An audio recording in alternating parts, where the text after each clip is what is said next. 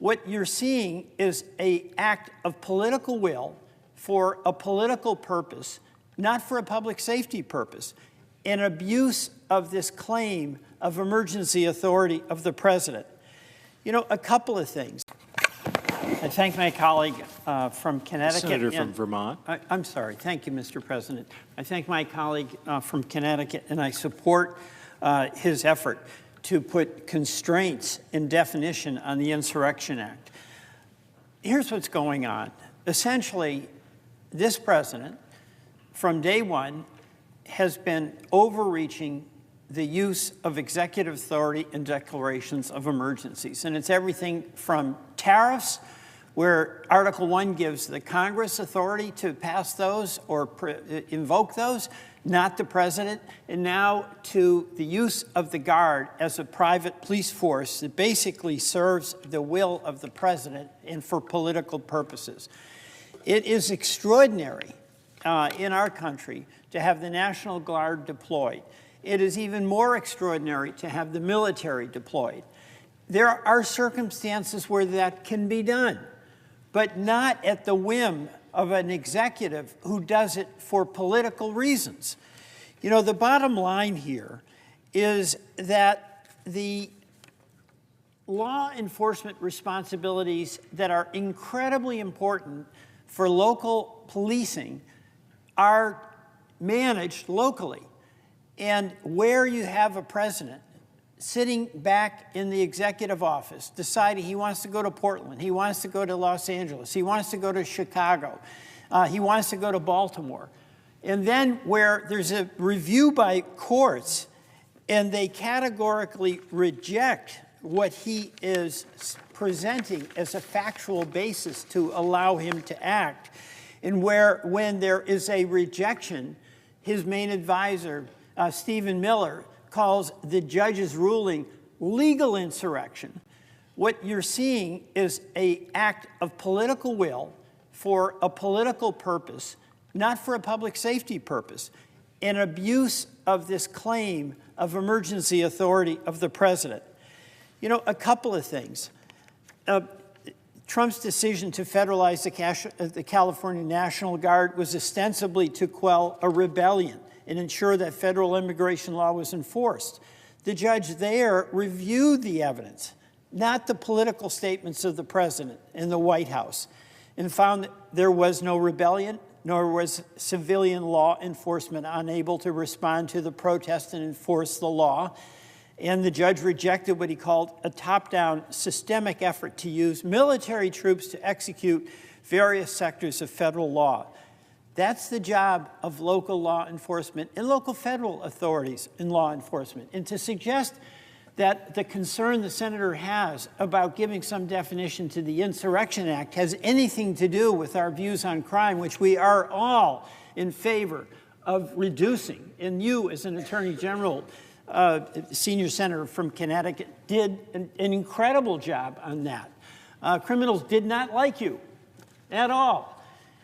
So what we have is a situation where, if we're going to level with the American people, you've got a president who is using the authority of his office, his power, to basically make political decisions and then target blue states and do it for his own personal political reasons as opposed to public safety reasons.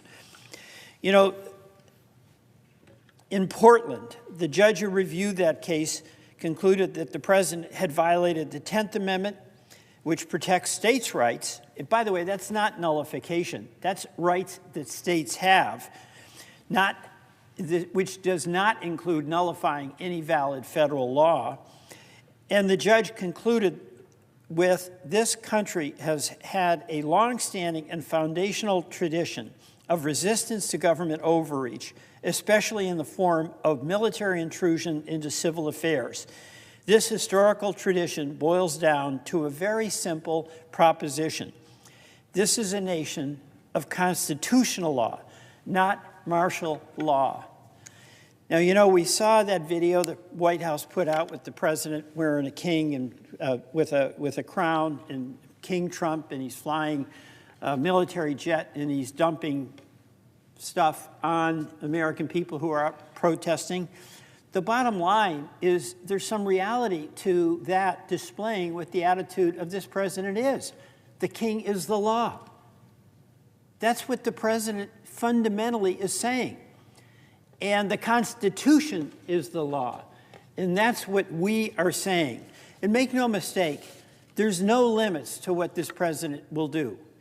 He starts in L.A., goes to Portland. He wants to go to Baltimore. And then for the purpose of putting down what he claims is lawless behavior, but upon review by local judges who have the evidence, find that it's nothing out of the ordinary that the local jurisdiction and law enforcement forces can't handle. What's next? Will we see military deployed to cities where the president does not like the outcome of the vote in the next election? That's a fair question. That is a fair question. So the importance of the senator's bill is that this Congress act to set definitions on what so-called emergencies are and not leave it up to an executive who has demonstrated repeatedly that he will overreach, He has and he will. So I join in the effort to present this legislation to the floor and allow us to debate it and to pass it. And with that, I yield to the senator from Connecticut. A tense debate unfolded in the U.S. Senate as lawmakers took aim at what they describe as President Trump's growing misuse of executive power, specifically his authority under the Insurrection Act. Speaking in support of a reform proposal from his Connecticut colleague, one senator warned that the country is facing a dangerous erosion of constitutional boundaries. From deploying the National Guard to declaring questionable emergencies, he argued, the president has repeatedly pushed beyond the limits of lawful authority. According to the senator, Trump's actions represent a pattern of political retaliation rather than legitimate law enforcement. He cited instances where the administration attempted to federalize the California National Guard and send troops into cities such as Portland, Los Angeles, Chicago, and Baltimore, often under claims of rebellion or disorder that courts later rejected. Judges reviewing these cases, he said, found no rebellion and no breakdown of local law enforcement that would justify federal intervention.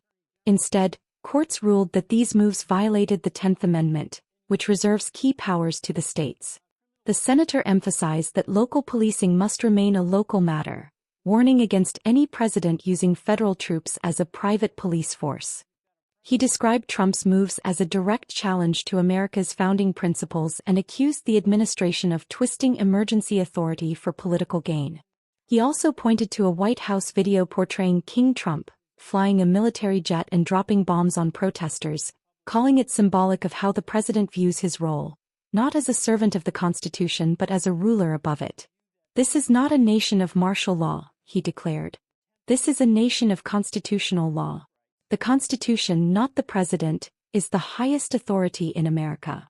The senator urged Congress to take decisive action, arguing that without clear definitions and limits on the Insurrection Act, any future president could use the military to target political opponents or interfere in elections. Make no mistake, he said. This president has overreached before and he will again if Congress fails to act. The proposed legislation aims to restore balance between the executive and legislative branches, ensuring that military force within the United States is used only when truly necessary, not at the whim of a president seeking political advantage.